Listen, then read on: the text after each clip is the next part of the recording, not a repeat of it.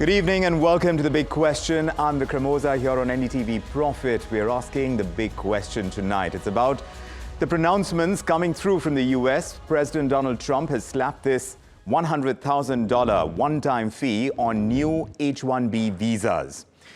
Now, one side believes that this is a move that could hit Indian IT giants like TCS and Infosys and Wipro and Tech Mahindra, and it could hit where it hurts. We've seen the impact play out on the stocks in trade today, but others are dismissing it as a knee-jerk reaction. So that other side believes that the hit will not be material in nature. For the American side, this move is aimed at protecting American jobs and to raise their wages. Companies over there are being accused of layoffs while hiring thousands on H-1B visas. So, on the whole, it begs the question for thousands of Indian professionals, is this the real end of the American dream? For the Indian tech industry, is it a body blow? Or is it a chance to reinvent and finally keep the best talent at home? And that's what we're asking. Is Trump shutting the door, or is he throwing the door open for India to rise stronger? We're tackling that on The Big Question tonight. And of course, to debate this, we have an excellent panel.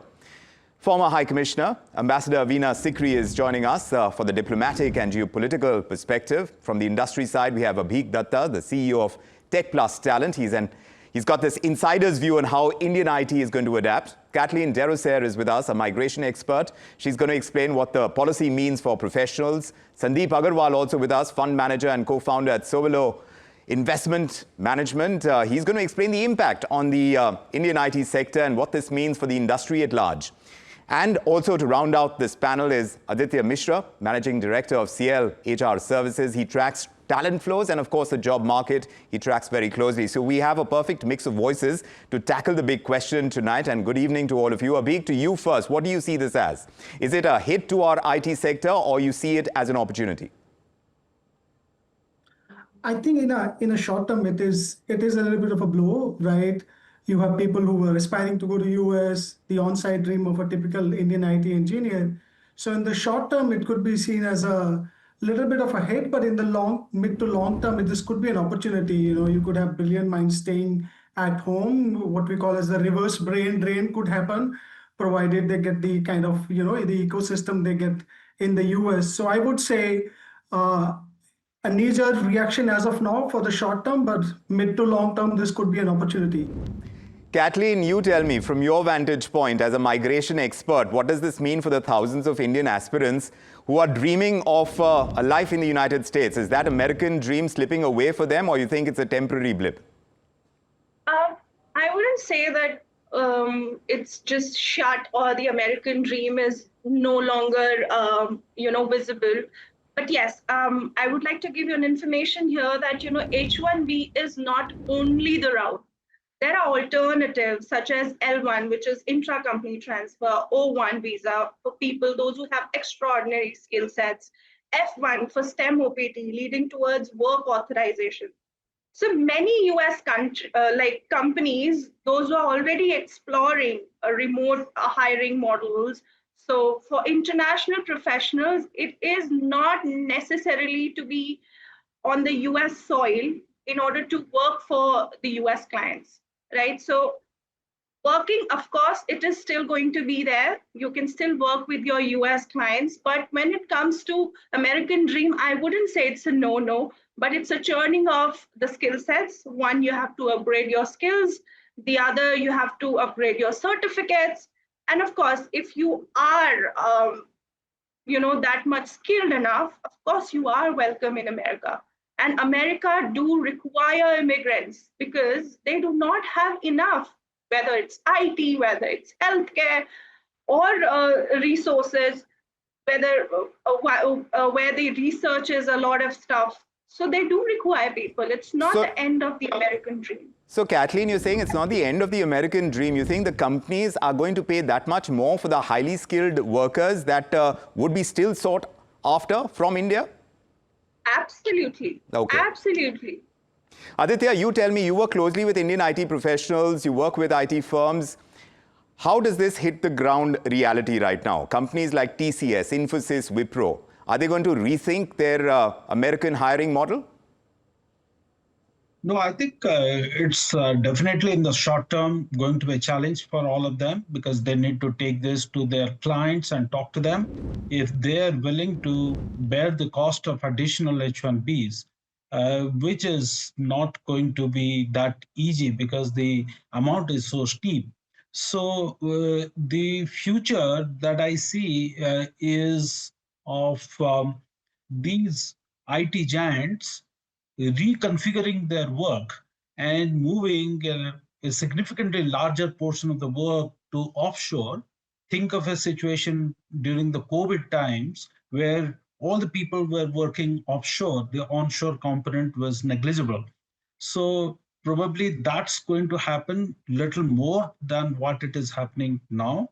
Secondly, our Indian IT industry over the last decade has been able to perfect that model of combining offshore as well as the local hiring nearshore models. So that's going to continue for all these companies. And thirdly, I see that many of these large organizations are going to accelerate the process of setting up GCCs in India.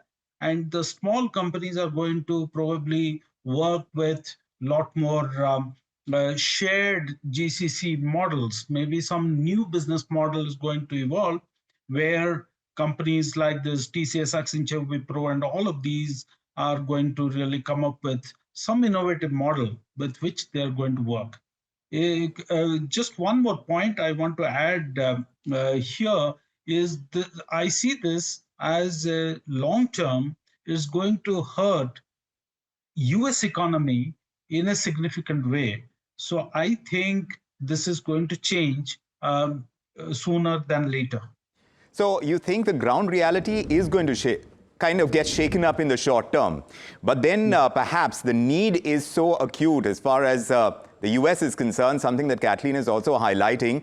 We might see a return as well to how things were, but we'll have to wait it out because things can rapidly change under the Trump administration. Sandip, how do you see this fee? How is it playing out in stock valuations now of the IT giants, TCS, Infosys, Wipro? We've seen a knee-jerk overreaction. That kind of risk is something that the markets are still kind of digesting. Do you see a medium-term structural headwind playing out over here, or do you think it could last longer? So, hi, good evening, and thanks for having me on the show. So I agree with all the previous speakers and mostly with what Aditya has said. So my view is this, that, Trump has done probably a calculation that, 100,000 divided by 6 is around $16,000, $17,000. So he believes that that is the amount which Indian companies save. So he has done basic maths and he has arrived at a conclusion that whatever is the margin, that is the additional cost. If I put, then, they will hire from US. But the problem is, where is their talent available in the US, and are they willing to work at the same amount of time and give same amount of time which Indian people who go from here, and you keep changing their bases every 7 days, 15 days, and they are very, very flexible to do that. Whether it will be possible, because I come from a background of running a tech company myself in 2008 to 10, and I have seen all this. It is very difficult to find people locally and to, even make them fungible to move from one location to other and all those things. So I think this is a mathematical call which has been taken rather than a practical call. In my view, yes, short term, as Aditya mentioned, there will be knee-jerk reaction, there will be a lot of execution challenge, but I honestly believe that it gives a very good edge to the Indian large companies the way, COVID gave. So if you see 2 times, 3 times, this is the third time they are getting great chance to improve things. So before 2014, most of these companies were at 30-35% local resource, which after Trump came, he started pushing for more local. So all of these companies have largely reduced the use of H-1Bs in last 7, 8, 10 years. Then after COVID, they went to the client and said that, see, we can do everything via online. Why you need people here? And I think now this is the third opportunity where they can say that we have always executed well, so why you need resources here? So by the way, if you see the maths, we make more money when we execute from India in terms of profit. Billing rates are definitely much higher. In on-site, it is 3x, but still we make more money here. So they will be happy to do. So in short term, this growth for the large companies, which is already, 4-5%, that can look maybe 0 to 2% because of delays in decision making and lower billing rate. But I don't see challenge on the profitability side. And I think, it is very good. More GCC will open, more jobs will be created here. So in long run and medium term, it will be more profitable and better. in short term, it will look like a dent on revenue growth. So what you're saying, Sandip, is that local sourcing actually works out better for these IT companies, and perhaps that's the way of the future. It would work out, though, as far as the Americans are concerned, why they are bringing in this kind of fee right now. They are saying that people like the Indians are taking away their jobs. So that part is not going to get addressed, Sandip. And if not, then are they going to come in with something bigger than just a $100,000 fee like the kind that they're talking about now? I think, they are trying to solve which doesn't exist. So where is joblessness? I mean, you see, to find even 100 people, it is a task. You have to hire so many consultants. It is a big challenge. Means I know this. You can find this data from annual reports of the companies also. It is almost impossible to get people. So there is no unemployment in tech after Lehman crisis. So what problem you are trying to solve? There is no problem which you are trying to solve. So I don't know what will be the impact. So in my view, it will be in long run US. Means I think that US companies will be biggest loser in this, and I think that's the reason Section C has been introduced very smartly. They will probably give exemption to all big tech in recruiting from in H-1B visa exemption, which they have already created a space for that. So I agree with what Aditya has said clearly. Either it will be a loss for US companies in long run, or they will use that Section C to get exemption. Let me see what the diplomatic vision for this is. Ambassador Sikri is with us as well. Ambassador, the H-1B visa, it's actually been a bridge between India and the US. For decades it has been. Now, do you see this steep fee of $100,000? Is it becoming just another trade barrier, or is it part of a larger message actually from Washington? Because that's what we're trying to decode, that America does not want foreign workers, not Indians, who account for the more than 70% of the H-1B visas that go out from the US. Well, I think we've seen definitely with President Trump that his unpredictability is his very predictability. And he has been trying to play to his MAGA constituency to show to them that he's bringing more and more American jobs. And I think the main factor of putting in this huge figure of $100,000 as compared to $2,000 to $5,000 earlier is to show that he's creating more jobs. But I feel that this is going to boomerang. This is going to be a self-goal for the US, because it's going to lead to, first of all, more and more global data centers coming up in India, and the offshoring is going to only increase, and it's not going to create the kind of jobs in America that they're looking for. Because if you look at the facts and figures, then many of the people who had gone on H-1B visas, they stay on to open their own startups in other companies, and they are employing huge numbers of American citizens in their companies. And I think that has also been shown by many that the kind of jobs that the H-1B visa holders are going for in the big tech companies are not those jobs that can be filled by any American citizen. Right. And that is why the numbers of H-1B visas have been going down. Yes, because American companies are trying more and more to fulfill the president's desire to have local citizens. But to some extent, the local citizens are not available. And people, in fact, are talking about the state of American education, which makes it a situation where local citizens who have gone through that system are not available for those kind of entry-level and other jobs that the H-1B visa people are fulfilling. Much of this is being used by the MAGA lobby to create a lot of anti-Indianism, and Indians are now being blamed or criticized, and this is what we have to work for. All of us have to work together to make sure that this image of India doesn't get hurt at all, because Indian citizens, when they go abroad, are known to be the best for assimilation with the local population, very quiet, very hardworking, not involved in crime in any way. So this is the image that we have to build upon and to preserve. And I think that this use of the 100,000, we already see that within 24 and 48 hours, the government of USA has pushed back. And they're showing now that this is not going to be implemented for at least 1 year, because the current round for this year has already been awarded. And it's only the next lottery cycle, which will take place sometime next year, which is going to be at least 10 to 12 months. These are political exigencies, according to you, Ambassador, because this is happening at a time even when India and the US are trying to go ahead with a trade deal. So is that possible now that we are likely to see India push back diplomatically on this, or you don't see the need for India to do this? The US will do it all on its own? Because as far as domestic policy is concerned, and we're talking about the exigencies of a MAGA, that part of the political debate in the US, that has to be satiated, and this perhaps is part of that. But in terms of implementation, perhaps it's not, they are going to hold back, like you're saying. They are going to hold back on implementation, and I certainly think that they will do close consultations with the big companies of America, Amazon, Microsoft, and others who are utilizing these H-1B visas, and they will come up. I don't see it's going to be that kind of a major problem that is being projected now. For example, let's take even on the trade, when we have made it very clear that on the trade and tariffs, we're not going to, harm the interests of the Indian farmer or the dairy producer or the fisherman and so on. But even so, we see that, there's so much pressure to buy corn from America. And the reason being that China has stopped buying the corn. The China is using their leverage with the large amounts of corn that they purchase from America. They've stopped it and they've started buying it from Brazil and other countries. Correct. So the American MAGA constituents who are in the rural areas are hugely upset and are in a very, very difficult position. Correct. So America is trying to turn the pressure on India and it's putting all kinds of pressure on India. But our Commerce Minister is right now on his way there and there are going to be talks. And I'm sure he'll be able to explain India's situation on this matter. Right. So these are aspects we have to understand and appreciate. We do value the American relationship a lot. It is the most important relationship for us. But we do value our own internal concerns as well, whether it is the interest of the H-1B visa holders, whether it's the interest of the farmers or the fishermen or the dairy producers. So these kind of things in the relationship do go on a lot. President Trump but do they work in tandem, Ambassador?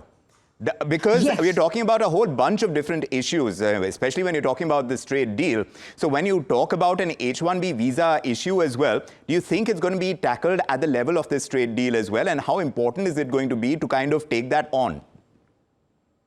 It is going, all these things are tackled together. It's not that they're tackled at the same forum because there might be different interlocutors on the American and Indian side for each of the issues. But in the end, it all comes to what President Trump is thinking. And we do know that he has, telephoned our Prime Minister on his birthday. They've had a good exchange of views. Our Prime Minister has responded very warmly. Now, Commerce Minister is on its way. Let's see how the trade negotiations go. If the trade negotiations go well and there's a trade deal, maybe the 25% tariff on purchasing Russian oil will go. Yes. These are something that are going to be tackled simultaneously. It's not going to be one after the other. So one wonders where this stands in the kind of hierarchy of issues to get sorted out now that you have an H-1B visa fee, which is as high as $100,000. How it kind of forms in the pecking order when you talk about this trade deal now, it's going to be an important piece to track. But as far as professionals are concerned today, Aditya, and do weigh in on this, because you track the hiring and staffing trends very closely, tell us what it means for the aspirations.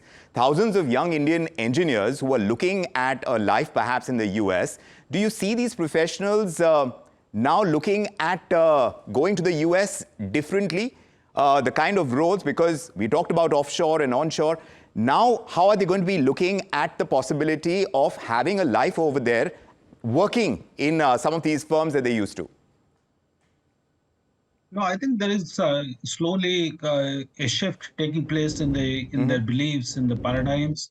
So they're looking at alternatives. Those who are looking to pursue careers abroad, and some of the best of countries, there are probably some equal opportunities which are available internationally. So people are thinking of different alternatives at this point in time. If some of these recent trends are any indicator, the interest or the perception around that American dream as the exclusive way to sort of prosperity and fame and reputation and all of that is slowly, I think, getting replaced by something else.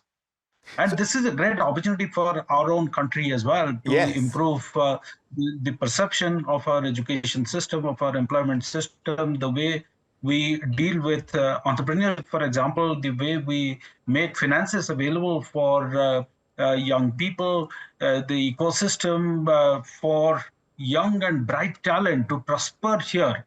But I think it's a great opportunity for our country. But Aditya, surely we didn't need to wait for something like this to happen because the talent pool has always been there. We have been talking about a demographic dividend at one level, but also our talent and services part of the entire ecosystem has been a driver of our current account deficit as well. How do you see that getting affected? Because now looking at this kind of move, one wonders why we were waiting this long to be able to harness the talent that we produce. No, I think our country and economy has got many complex issues to deal with. Which won't go away, right? Which suddenly won't go away. But now the need is acute. But this is probably every crisis has the potential of becoming an opportunity. So we could do something. Abheek, do you see it like that? Because now if firms cannot send people abroad as easily, now one wonders, will Indian IT and startups, will they start offering more lucrative opportunities at home? How do you see that compensation and demand shifting locally now in India? For Abheek comes in just a small point. The number of unicorns which are there in all over the world, yes, India contributes such a significant part of it. It does. So why can't we do many more? Why can't we do a lot more research, development, and all of that? The academic ecosystem has to undergo a lot of transformation. So that's the opportunity right now. It has to go through a transformation, but the need is now. So that's why I'm asking, at this point in time, if firms cannot send people abroad like they used to, as easily as they used to, or not be as expensive as it used to be, then will our ecosystem create more lucrative opportunities here, where compensation and demand are going to shift in a significant way? Abheek, what do you say? Yeah, I think I would say that, on an immediate basis, if you see the US companies, right, let's say there are 10 jobs in total where H-1B visa people were working, eventually 8 of them are going to be outsourced to India, right? They may hire one person locally, one person in the near shore who could fly down during the weekend and go back to their own countries. But eventually, I see that there will be more offshoring happening as a result of this. And we should all be, looking at this as a blessing in disguise. We should be prepared for creating more startups here at home and, looking at other geographies. Just don't be reliant on US, although the customers in the US are so then where exceptionally. Else? Where else? I would say, probably look at UK, Europe, Middle East. We are already working, although we are small, but we are already working in all these geographies and probably go big at them. We cannot just be, when I was in TCS like 15, 20 years back, the goal was to not be over dependent on US. That hasn't happened in the last 2 decades. We're still overly dependent on the US, especially the Indian IT industry. I think it is time that we change Which is that. why the big question and the need to change that is now becoming more and more acute. Kathleen, you agree? Do you believe that these skilled professionals are going to pivot? Are they going to go to a Canada or an Australia or a Europe where the economy is not the strongest? But if the US door is closing, will they go to these countries? Or do you think they are going to find more opportunities in India? So this means the competition is really tougher. So professionals need to polish their skills and certificates. That's one. And one has to be flexible in career location. Where it shouldn't be just the US.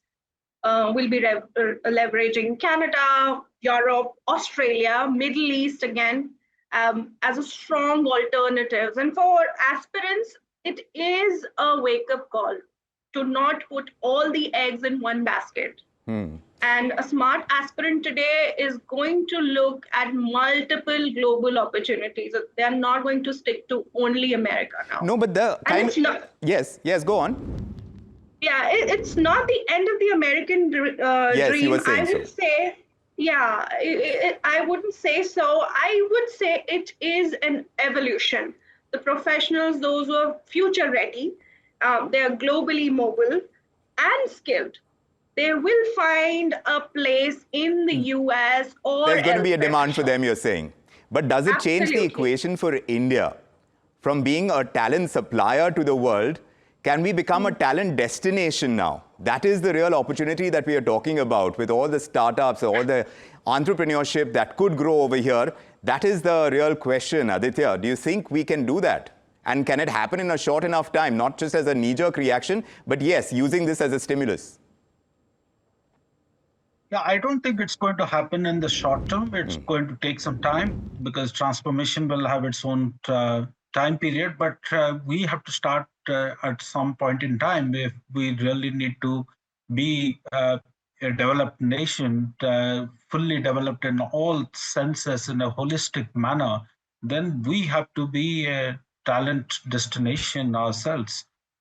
Just look at the number of people of Indian origin who are in the R&D organizations in the US. It has been so over a period of multiple decades of certain kind of policy that US has had, and that's how that American dream as a concept has really evolved in the campuses and the families and practically in lives of people.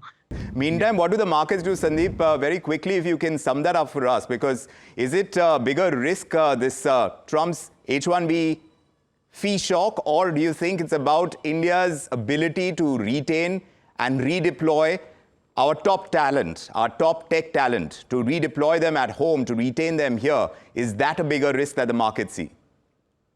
No, so, I will quickly summarize. So, number one, on the revenue front, as I said, in large cap, you will see some more lower growth. So, the sector may go out of flavor from the large cap perspective. They will become more of dividend stories for 1 to 2 years. Mid caps also, they are a little expensive. So, you will not see much interest because of uncertainty. In a small cap, because the sizes of deals are falling and AI and all very small size deals are coming, so they could be big beneficiary and they can do well. So that is one part. Second, I believe, the platforms which are evolving, you just see the data, Vikram. Microsoft listed in 1986 at $750 million when US was $5 trillion. Right. And in our country, Zomato and other platforms are listing 15, 20 times of that size with similar size of economy. Right. So I'm very confident that some of these talents will, do great here, and it is a great opportunity. I believe we will have a wonderful time. We will not regret this problem. After 6 to 12 months, we will see a lot of new innovations, new platforms coming in. Ambassador Sikri, a very quick take from you. You think India can use this moment to build its own Silicon Valleys? Absolutely. That should be our target. Right. And that, I think, is happening. These big guys in America, they too will realize that they need our H-1B people, the individual talent. Sure. And so they will come to India and set up their bigger centers here. Right. And we already know that we are in global competition because the Chinese have already announced a K visa. They want to attract talent to themselves. But in this game, India is far ahead because our people have established themselves in India and abroad as being, quite unique and successful in this way. So we have to leverage that into allowing our Silicon Valleys to grow, whether it is Bengaluru or Hyderabad and Pune and others, and not let this 100,000 be a challenge, but make it into an opportunity. So this $100,000 H-1B fee, it's turning out to be more than just a number. It's actually a signal for Indian IT. It may, of course, sting in the short term, but it could also force a rethink on where the future lies in chasing visas abroad or building opportunities at home. But one thing is quite clear, that the American dream is not dead, like Kathleen is also pointing out, but it's definitely becoming more expensive. Whether it's a roadblock, it's a reset, we're going to be watching that space. But my thanks to Ambassador Veena Sikri, Abheek Dutta, Kathleen Derosaire, Sandip Agarwal, Aditya Mishra. Thank you for joining us with your insights tonight, and thank you for joining us on The Big Question. I'm Mishra. This has been The Big Question this evening. Thanks for joining us.